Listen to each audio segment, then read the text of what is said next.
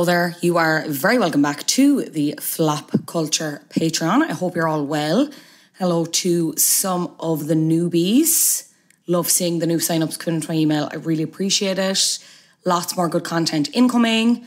But to the more pressing issue now, the episode that you've hit play on, this one, which is all about gig etiquette and I suppose how it's changed. We've all seen the headlines over the last few weeks, particularly involving artists themselves and how artists are being treated at gigs. We talk a lot about probably the main examples that are jumping to mind for all of you listening in the body of this interview. But even since we've recorded, there have been several other incidents since, which is nuts. Drake is currently on a big tour in North America, as far as I'm aware. A big tour that's being well documented on social media. And I saw a video in which he has a phone thrown at him during a performance, seemingly kind of shrugs it off or whatever. We also have Harry Styles being a victim for a second time.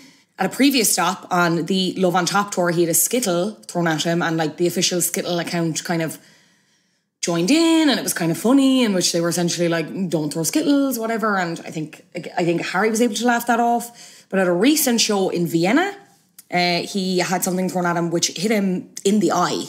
And you were able to see from the video clip like an immediate kind of recoil and stuff and a moment where he had to kind of gather himself.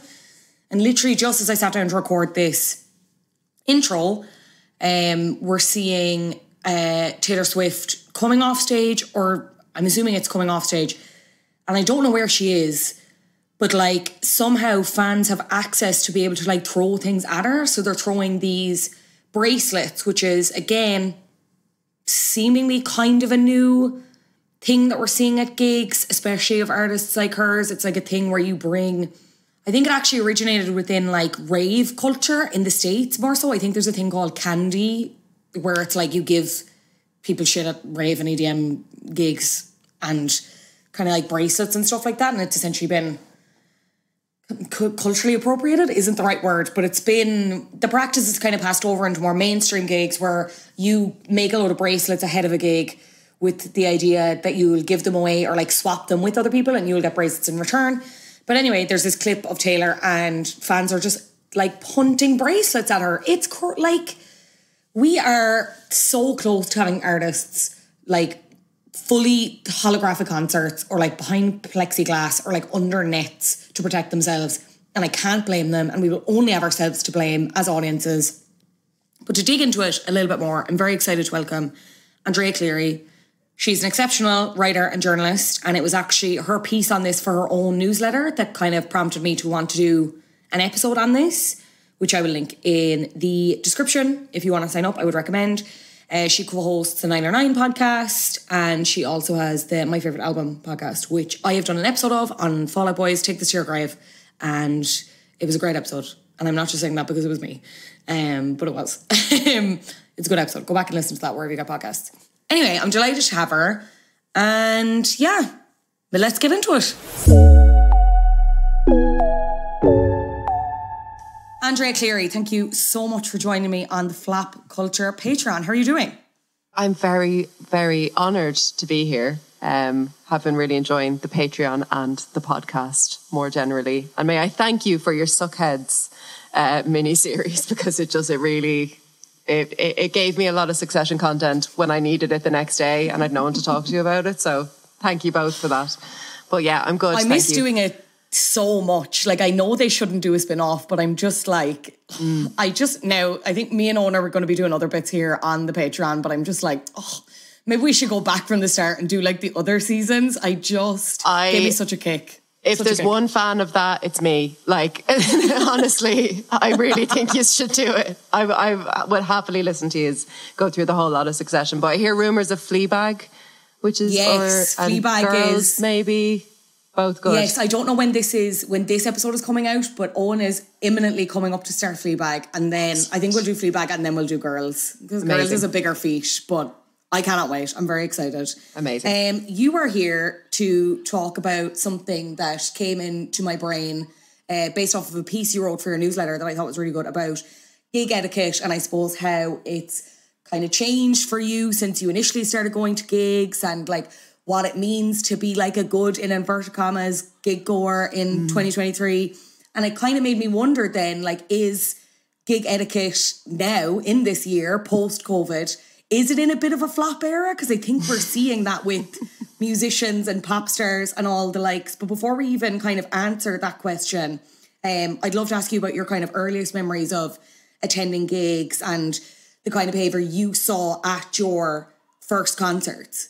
Yeah, so in the piece I wrote on the newsletter, I was sort of praising the early gigs I went to, mostly rock gigs, mostly metal gigs. I wasn't a big metal fan, but you go to the gigs that your friends are going to kind of thing. And I found the environment at those gigs really positive, really inclusive of me being like, you know, a teenage girl.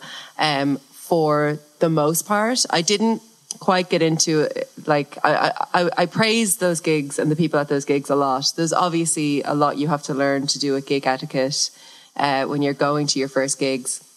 That is very useful, very helpful. Things like, you know, pick someone up if they fall down, like how to behave in a mosh pit, get someone water, how to get someone's attention if someone's in trouble. But there's also gig etiquette stuff of like, you know, that could be more to do with like just policing your behavior at a gig, especially as like a young girl. I didn't get into that as much, but gig etiquette has always had this kind of, you know, these pros and these cons sides of things. And I think now with how gig etiquette is changing, the conversation around it is focusing on like the major like cons.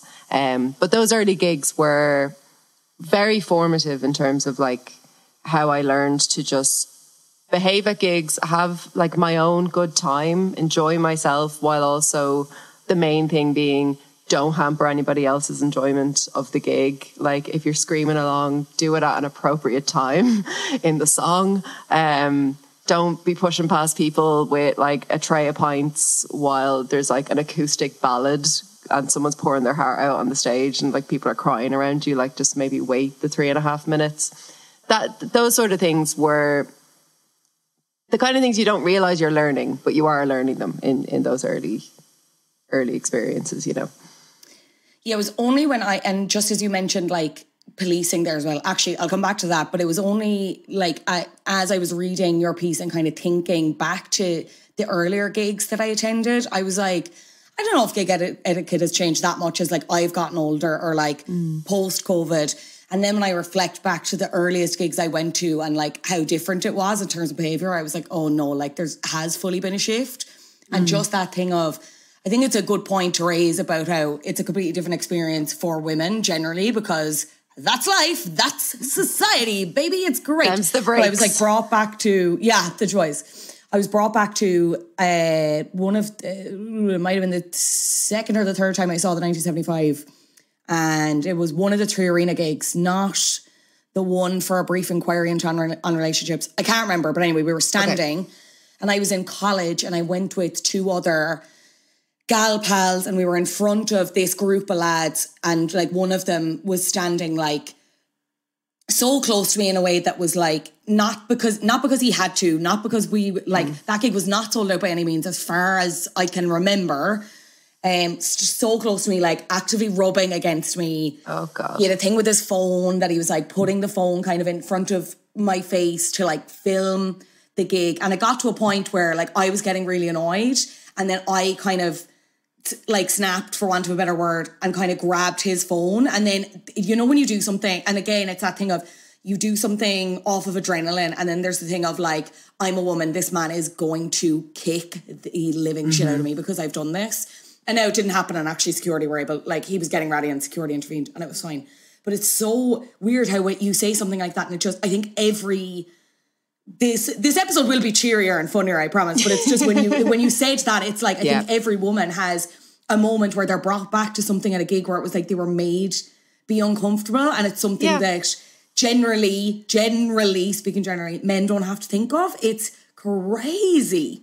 Yeah, it's, and I mean, even, you know, like less extreme examples, but still rooted in the same kind of misogyny are, you know, I remember going to gigs, to rock gigs, and, you know, being quizzed about like what's your favorite album of the band, or you know, the name 5 songs, and like, and it's become like somewhat of a meme now, but it was so like it was a really upsetting thing to like have to justify you having bought a ticket to this gig, or, you know, does your boyfriend like the band? And like sometimes he did, and I was only there because my boyfriend liked the band, and that's fine, you know.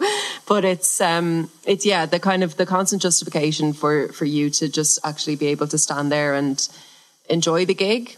And I think that a lot of like what we understand as gig etiquette and like the ideal behaviors to have at a gig is so that you don't hamper other people's experiences, especially if they're like shorter than you. Let them stand in front of you. Like if they're small and there's, you know, there's like a mosh pit starting up, just be like, you okay? Do you want me to like pick you up and move you over here or something? Do you know, like just look out for people. And I think women do that for each other. Women have done that for each other at gigs. I mean, I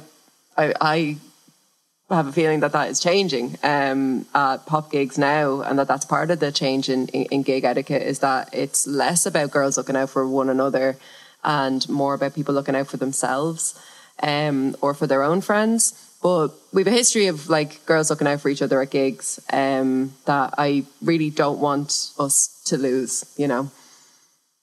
Absolutely. So what are those changes that you're seeing kind of more specifically, and why do you think these changes are happening? Like, obviously, I've mentioned COVID already twice, and you mentioned it in your newsletter. Yeah. But like, is it just that?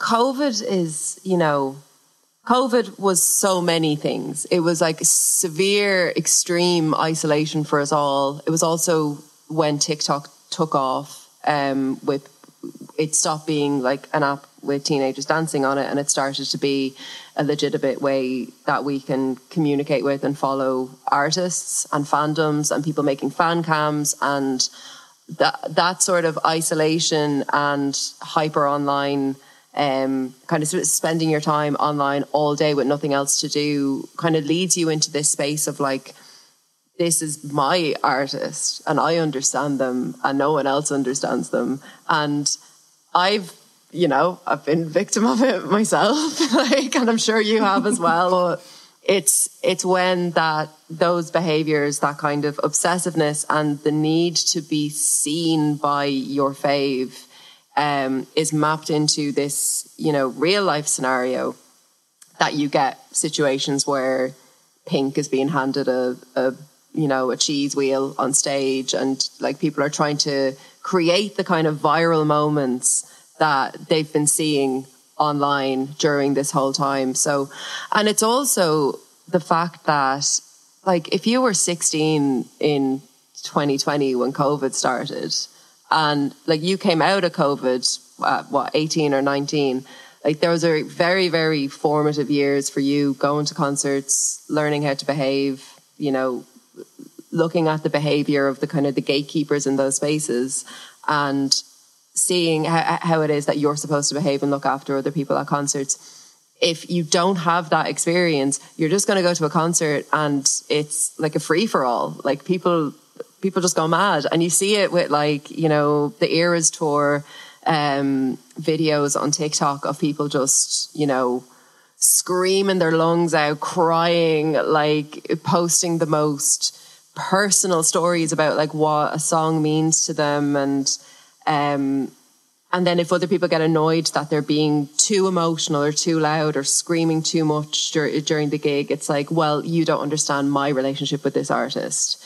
So it kind of crosses over from being like kind of pre-COVID, pre-pandemic gigs as being like a communal sort of gathering of fans for one purpose, to this kind of hyper individualistic experience where you're documenting yourself and the artist, and everybody else there is nearly like, I don't know, an inconvenience to you, you know, that, and they're like the two, you know, there's a spectrum of that, but those would be kind of the two extreme ends that I've seen. And like I went to the 1975 in the 3 Arena in January this year, and I was seated and there was girls down in front of me who had like flown all the way over from America to see the band and had been like following them around Europe. So that's a whole new dynamic now as well, where you've got people kind of from all over the world flocking to the same place, and like etiquette at American gigs is going to be completely different to etiquette at our gigs versus, you know, France or Germany or like Korea or wherever it is. Like if you kind of globalize the gig experience, then you've just got all these kind of like clashes of personality, which is also really interesting. So that's a long answer to your question, but what's changed is everything, I think. Everything has changed, to quote Taylor Swift. I was going to ask you about that, this like camping culture that, look, okay, not a new phenomenon for 2023. Like people have been following bands for as long as in time memoriam, you know what I mean? Like for as long as I know, whatever. But I suppose I'm seeing it more because I'm on TikTok. I follow a lot of artists that are being followed. You have the likes of the 1975. You have the Harry Styles is a big one where you're seeing people fly in. Even to be honest, I was at Hosier the other night, and I want to come back to that as well. And there seemed to be a lot of it was great. I really enjoyed it, despite I didn't engage much with that second album at all. I heard it's not like great. I don't think Pitchfork gave it a great review. Anyway, not that that's a basis of anything, but I'm looking forward to the third album. I'm like, come on, Andrew. Anyway, remind me to come back to that. What was I saying? But yeah, sorry. It seemed like people had come from America and stuff again to like, which is just, I'm not being funny, it seems kind of mad because it's like, you're literally a lad from Ireland. This is nuts. And you've come to Malahide Castle to see the wacky hat shop. Like, what are you here for? This is crazy. The wacky hat shop. Like, I love the wacky hat shop. But yeah, this camping culture, and I saw it a lot in the lead up to Harry Styles at Slane. Sorry, I said Harry there as if he doesn't have a second name, but I know people who I was on about. I did the same with Matty earlier. People know, it's fine. They know. But you're seeing, you know, the information goes out from the promoter and they're like, no camping whatsoever. No, do not camp. You will not allow, doors open, whatever, do not camp. And then I'm seeing TikToks of girls like in sleeping bags with their friends and like someone's dad outside Slane. And then in the comments it's like, why are you camping? They said we couldn't camp. You're ruining it for everyone. Why are you ruining this experience? And I don't know, I have a weird, there's a part of me that thinks, am I being a hater? Because I'm like, if I had the money and the time and the energy and the stamina, would I do it? Yeah, maybe for the right artist. I don't know. But then it's also like, is it unfair for other people? Like, kind of, yeah, I don't know. Like, what's your thought on that specific aspect of where we are with gig etiquette and going to gigs and like, just like live music in general? Yeah, right. So I think the flying to see artists, the camping, all of that stuff is like you said, it's not new, but the scale at which it's happening and the availability of it to people is kind of new. Like I think something to think about in terms of this is the golden circle thing, which I'm sort of fascinated by as like a new aspect of going to gigs.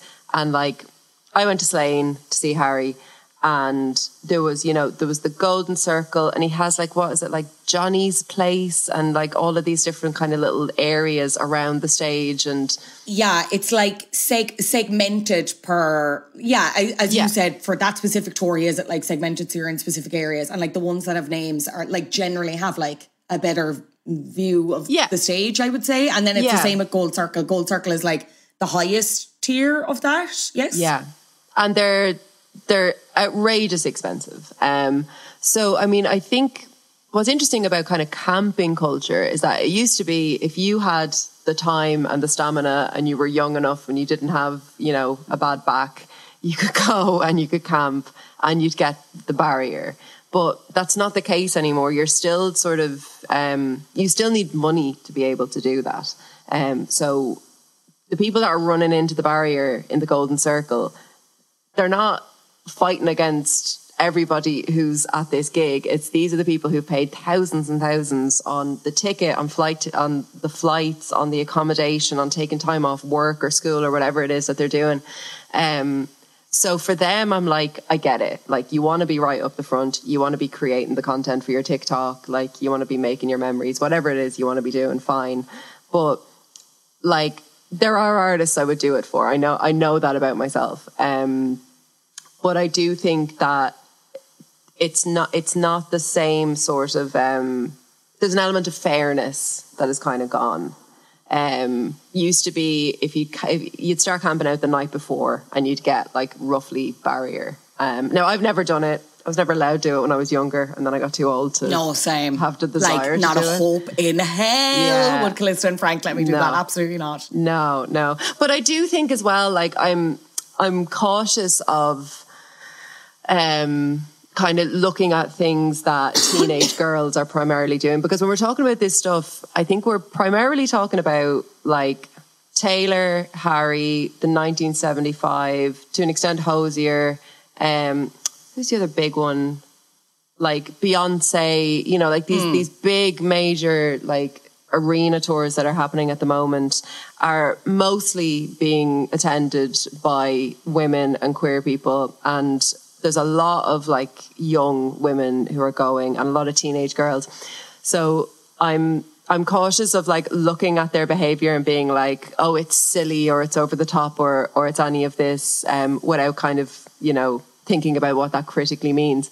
But I do think that like when I look at the girlies camping out the night before and they have all their bits set up and stuff, I do think it's sweet. I do think it's like, it's a nice, like communal sort of activity. They're, you know, they've come all this way. They're in it together. They're willing to piss on each other's feet while they're in the pit. Like they don't care. They're here to see Harry.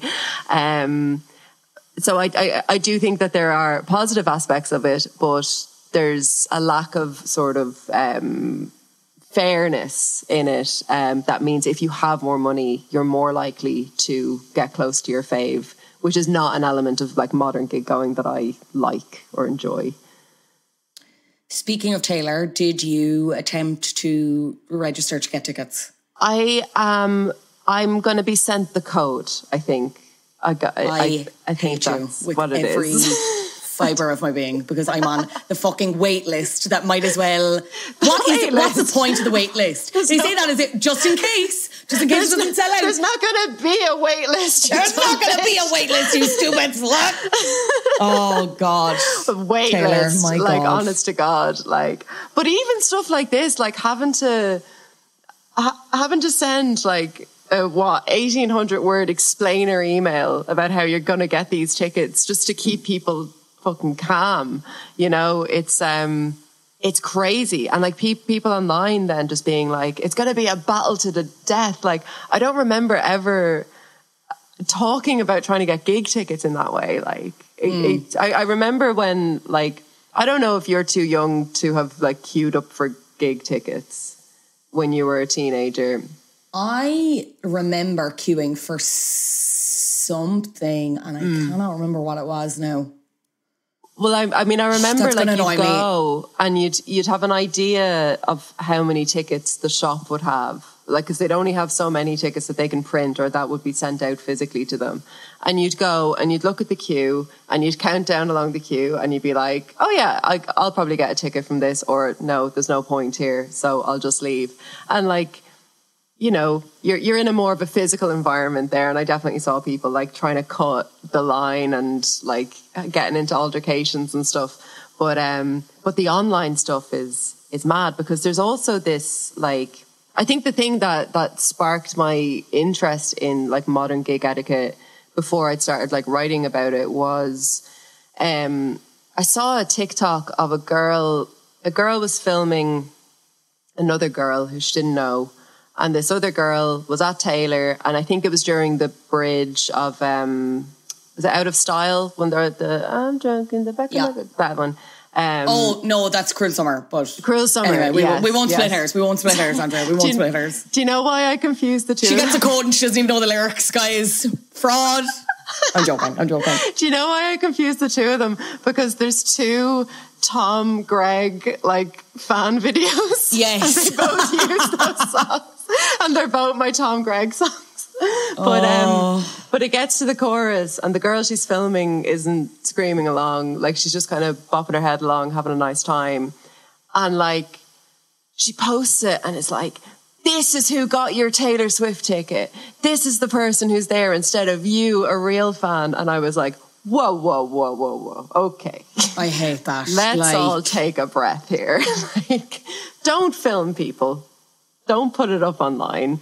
And then don't send, like, of all people, the Swifties after them. Like, that, I think that sort of behavior, the sort of like what I was saying earlier, that there's a kind of a competitiveness now with like, who is the biggest fan, who has the biggest connection to this artist.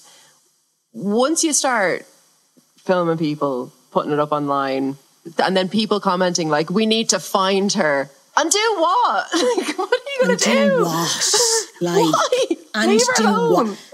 I'm all for a joke and a mess about, because, like, again, clearly bitter because I'm on the wait list, whatever, and, like, have seen a lot of people, like, chatting about it colloquially with people who, like, tried to register and, like, will say they didn't get it, but, like, their boyfriend did because they got 2 people signed up or whatever. And, like, I'm all for a joke about, like, the fucking boyfriends and they don't know, the only thing they know is shake it off, whatever. But, they, like, there's always a line that a minority of Swifties will cross to be like, we need to find them and they need to lose their jobs because I had a slightly less than pleasant time seeing a woman who will never know I exist. You know what I mean? Like, it's dox just her. Like, let's dox her. It's like, it's a lot. It is a lot. And it's that thing of like this, all of this just calcifies online. Like, we spent 3 years not having it out with people in real life, not interacting in the real world. So, like, you probably remember it yourself. Like, there was an enemy of the week, like every week on either TikTok or Twitter or wherever it is online, just so that everybody could like focus their anger at something. And then bringing that into kind of like gig spaces and fan spaces where, you know, and I mean, maybe we'll talk a little bit about the idea of safe spaces in a minute, but like, where people are kind of all there for the same reason, and you should actually just be bopping along with like-minded people and having a nice time and not expecting Taylor to look at you. So, like, don't throw a bracelet at her head or whatever it is that people are doing. But, like, you see it in the Boy Genius fandom as well, which is just, like, I'm scared to go to the gig. I can't get it. Like, I do like them. I need to go back to the album a little bit more because I think it's good, but I just haven't spent a lot of time with it to actually make a definitive call on it. But yeah, I'm very much on the outside looking in because it's a scary place in there. It's a cesspit. Like, I like Boy Genius. I think the album's great. I'm a fan of all 3 artists. I love their first EP. I've liked them for a long time. And if you told me that like the Boy Genius fandom was going to become one of the most like rabid, problematic fandoms, like, you know, a year ago, I would have been like, what are you on about?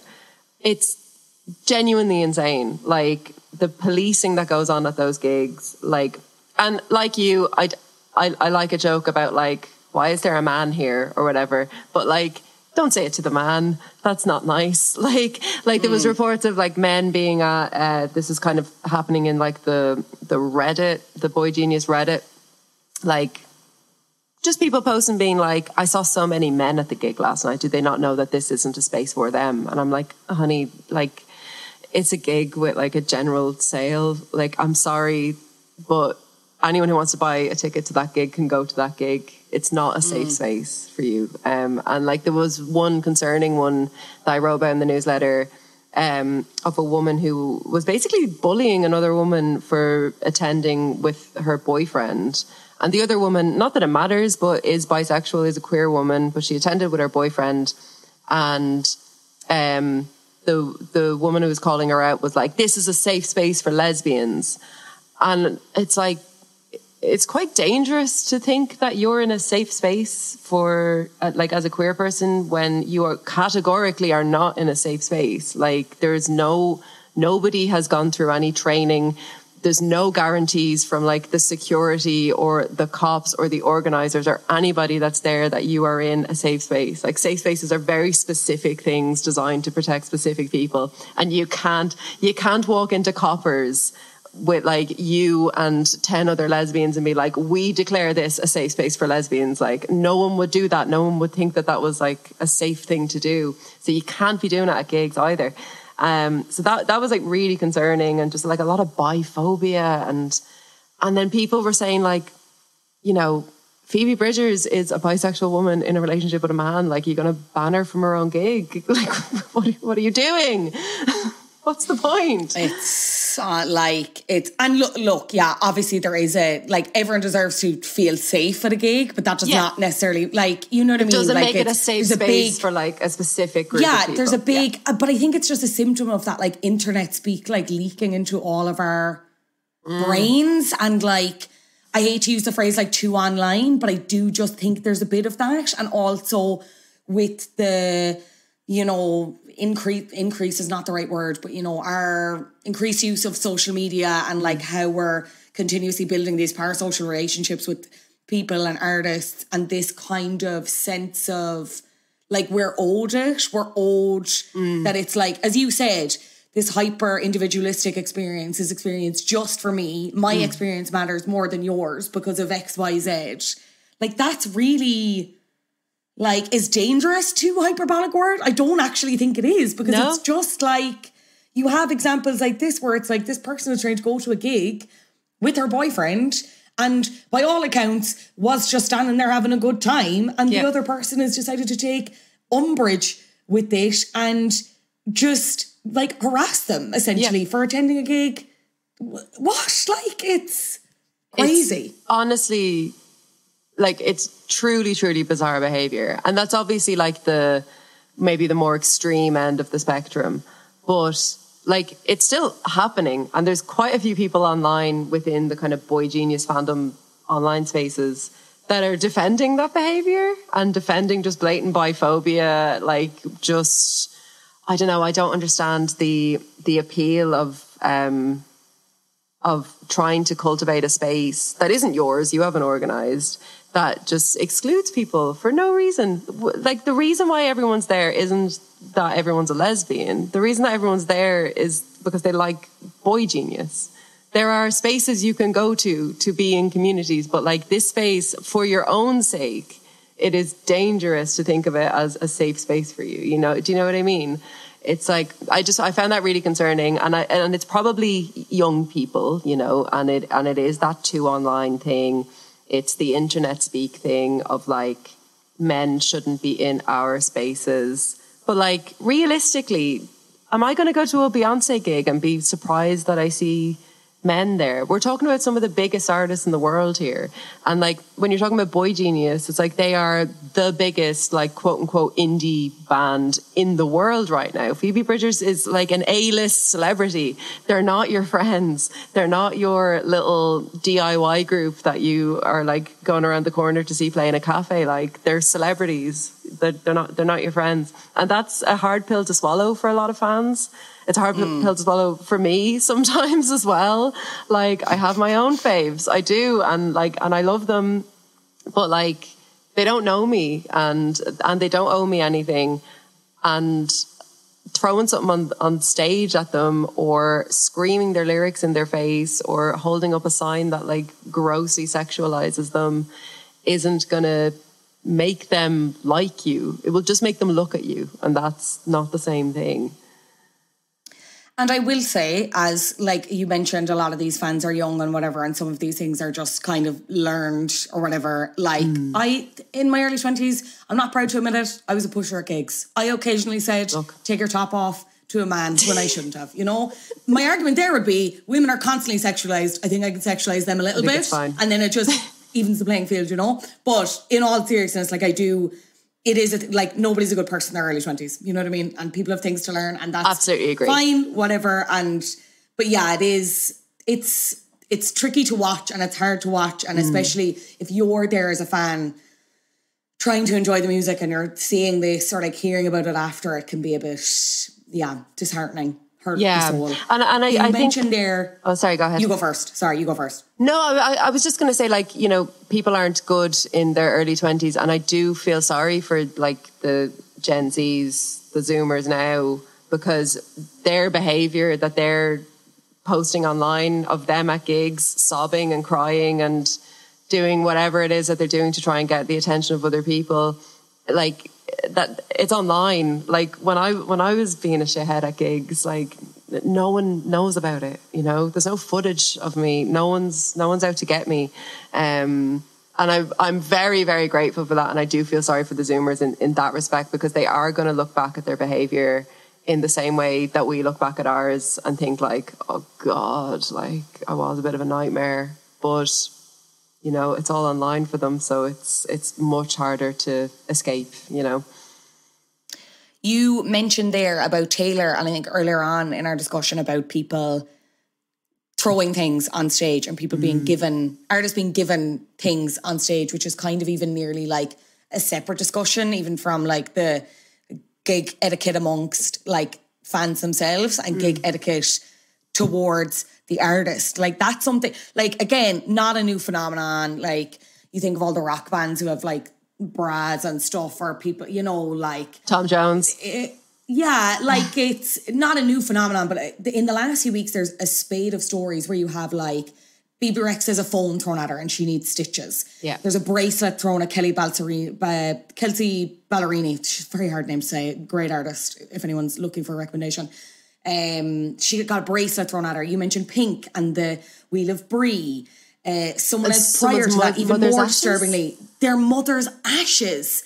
Like, and even just immediately after that, I think someone threw like some kind of sex toy up at Lil Nas X, right? And he took it in his stride, whatever. And like, some artists do, some artists don't. And obviously when it's like physical and they're being hit, it's like, how can you not expect them to react badly? Like, what is going on there? Is it just the virality thing and the want to get the 2 seconds on TikTok to have everyone talking about it and everyone reporting on it? Or is it something else? Like, I get it with the Wheel of Cheese, but then you take something like the mother's ashes, which, again, I don't want to judge that person. Explain to me why you get it with the Wheel of Cheese, because the Wheel of Cheese is the thing that confuses me the most. I don't get it with the Wheel of Cheese, but I'm like, that's purely like they're trying to have their moment and it's like funny, quote unquote. Or okay, it's just a bit gas. Yeah. Yeah, but the mother's ashes, I'm like, and again, I'm not trying to judge this person. I have no idea the relationship to Pink as the artist, their mother's relationship to Pink as the artist. Maybe it meant a lot to them, and I don't want to judge them for doing that. But in some ways, I'm like, you can see how uncomfortable Pink is in the clip, as anyone would be. How does anyone react to something like that in that moment in time? You know, like, it's just, I don't know. What's been your reaction to it, and why are people doing it? Like, so my theory, there was a piece in The Guardian, I can't remember when it was published, it was very recently anyway, and the writer of that piece seems to think that it is the kind of craving, Joel Golby, they seem to think that it's like the craving being part of a lore and a history and a viral moment, and the idea that like the mother's ashes thing, like, you'll always be the person who handed Pink her mother's ashes, and that will go down in like fandom lore forever. And I think that is a good point, that it's you know, you're trying to enter yourself or position yourself within like the history of this artist.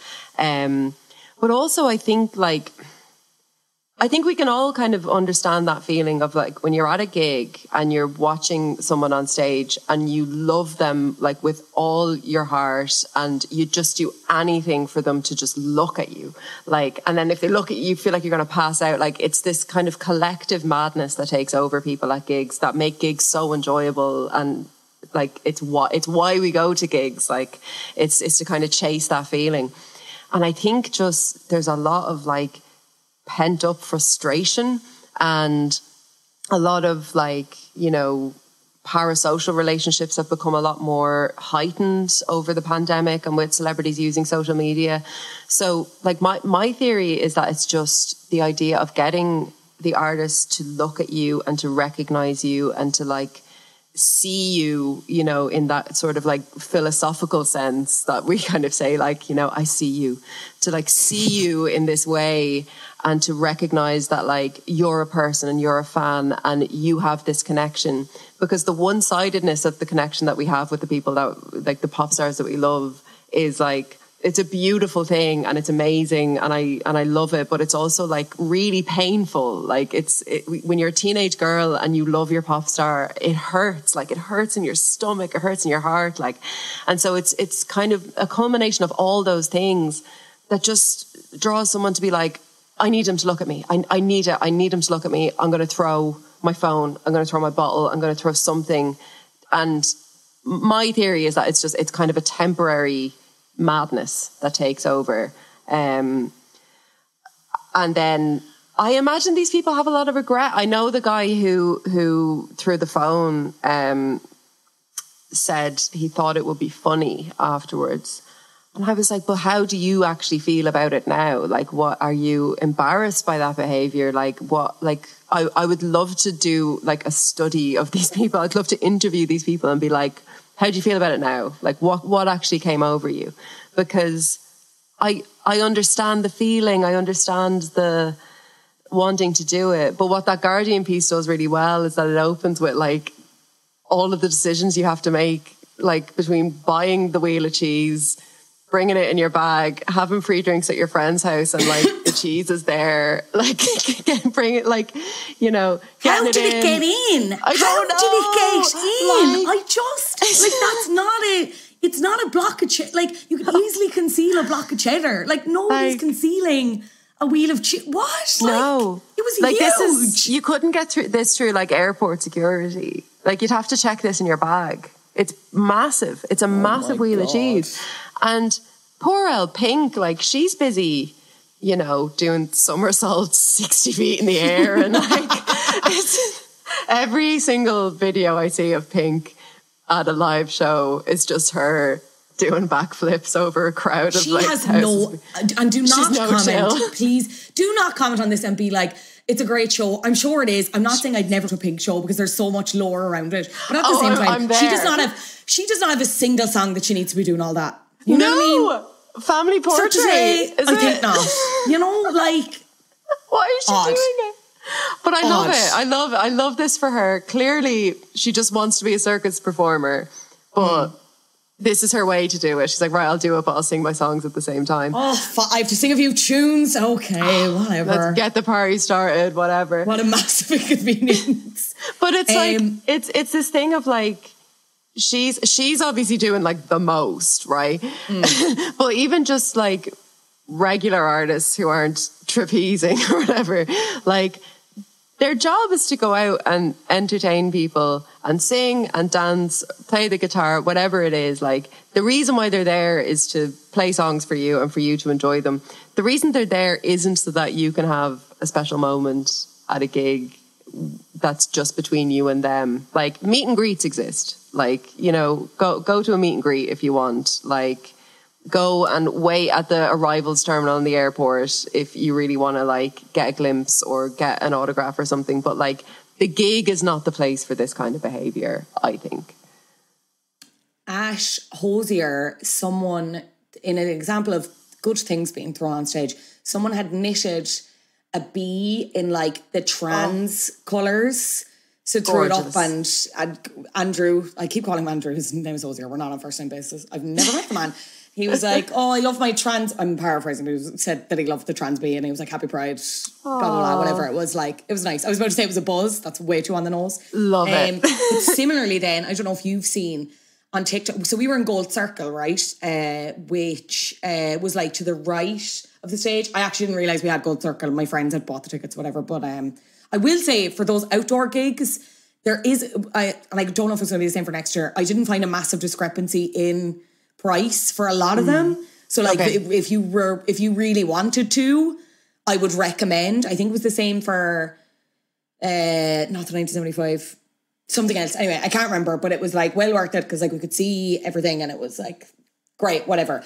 But we were over to the right of the stage and at one point, Hosier pointed to one guy that he knew from school and like shouted him out, whatever. And then on the screens, you could see the other people that he was with in the crowd. And it was several Irish sports stars who I'm not going to name, but like whatever, right? I couldn't name them if I tried. Yeah. They came up and it was like, wait, they were having a great time, whatever, blah, blah, blah. And then in the days after that, I was seeing like a lot of videos are coming up on my For You page about their specific behaviour at the gig. And about like Hosier fans specifically complaining about them, like being like thrown around the place and not really paying attention to the songs other than Take Me to Church, and like a lot of drinks being spilled and stuff like that. So I was stressed for that person. And then you had people in the comments. It was interesting because you have like either people who are, well, I was about to say people who are clearly stands, maybe they weren't, but like kind of siding with that person. And then you'd other people in the comments being like, you're too soft, blah, blah, blah, whatever, like, let them on, etc., etc. And it was just interesting. And now again, I did not see this paper firsthand. I cannot comment. I don't know if this person was like exaggerating, if they were well on, if this group of people were well out of line. But yeah, it was just, again, that the purest example of what we've been talking about, I think, and the argument that kind of rages on. Yeah, and I think the thing about gig etiquette to like, because it can feel like a bit of a minefield at the minute of like, you know, on the one hand, I should be screaming and shouting or else I'll be filmed. On the other hand, if I scream and shout, people are going to think that I'm being annoying or whatever. Like it's an absolute minefield at the minute. But I think like the thing that struck me about that particular instance at the Hosier gig and with so many others is that maybe people haven't learned what it is to walk into a space and read the room and just read the vibe. A Hosier gig, I don't think is the vibe where you're climbing up on each other's shoulders and yelling and, you know, and doing whatever it was that they were accused of doing. And just, you know, read the room, read the space, adjust your behaviours accordingly and everyone will have a better time, you know.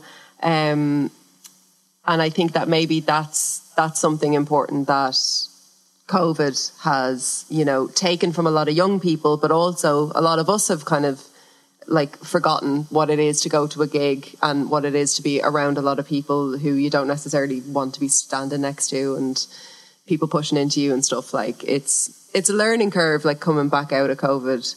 But I am hoping that it settles down a little bit, especially for the young people. I don't want it to keep going at this trajectory because like either a pop star is going to be killed by something being torpedoed at their head, or there's going to be some kind of serious, you know, fight or injury in the crowd, or someone's going to be doxxed online. Like if it keeps going at this rate, something quite serious is going to happen. So I do hope that it settles down and people start to like, you know, just tone it down a little bit. Just relax. It's fine. Life's too short.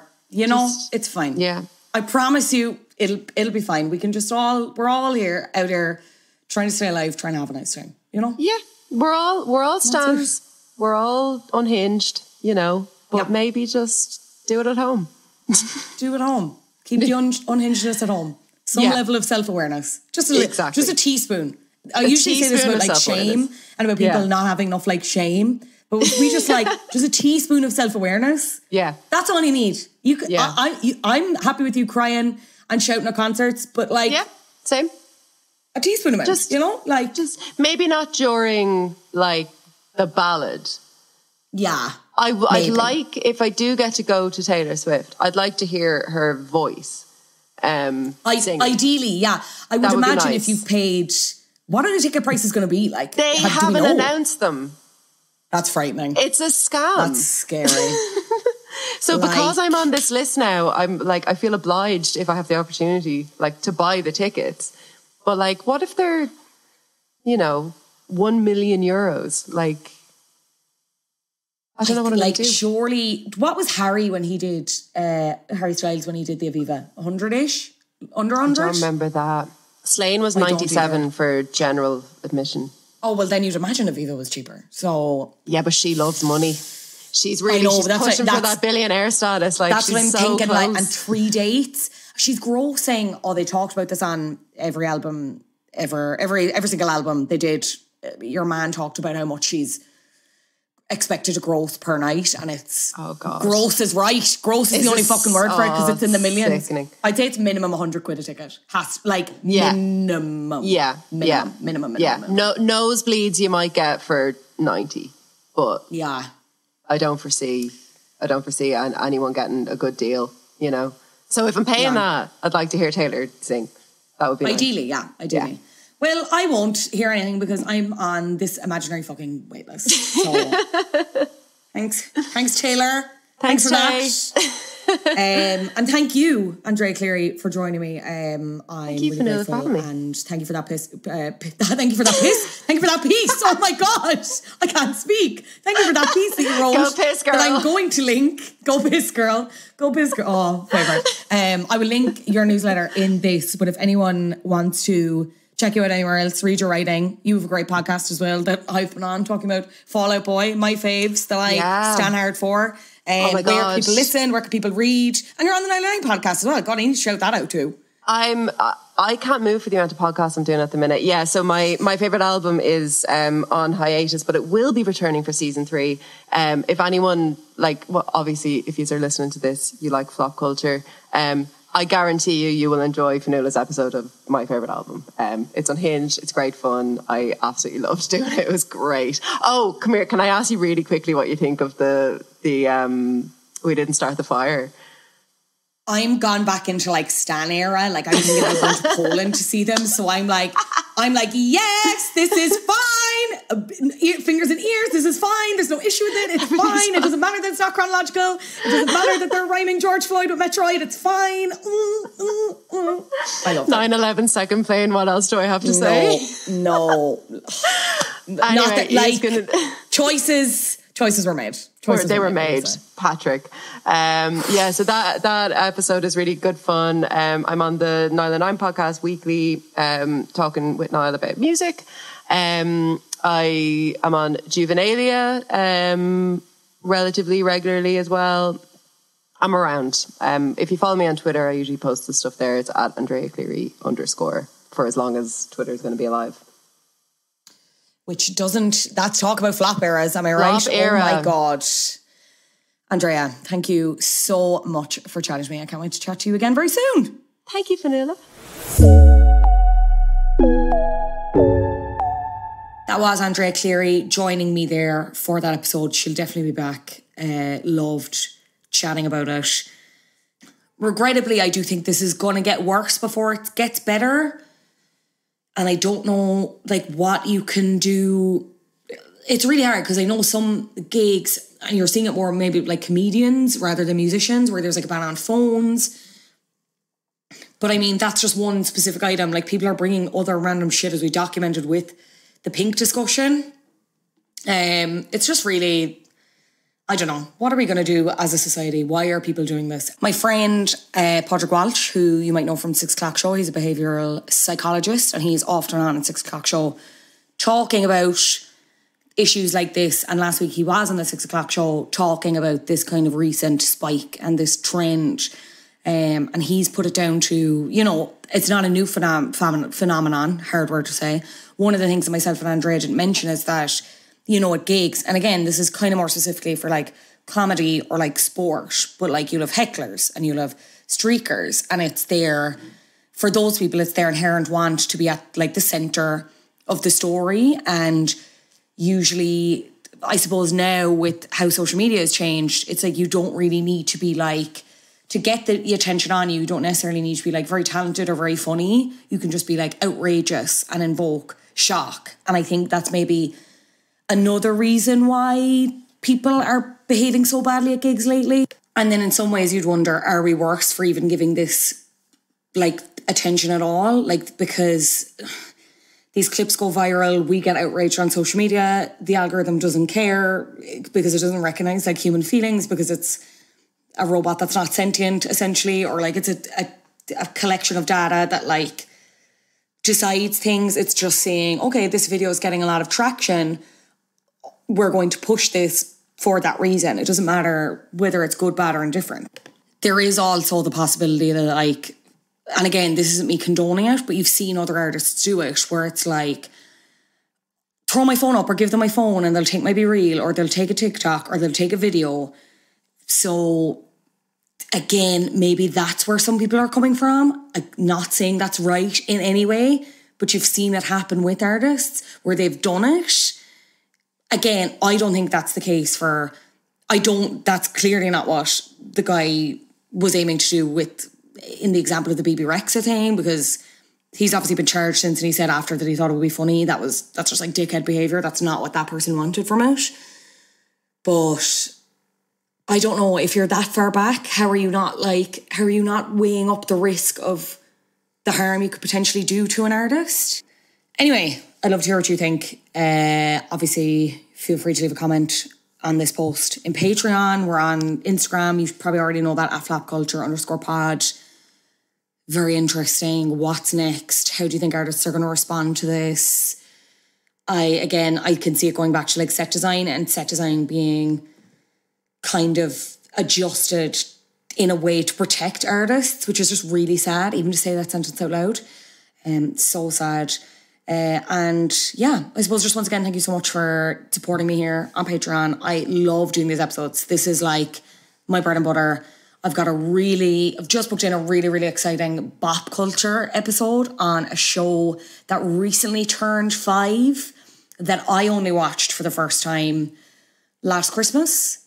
I'm obsessed, and I have one of my favorite ever TV writers, like Instagrammers, online people, another person that has an unreal newsletter that I cannot recommend enough.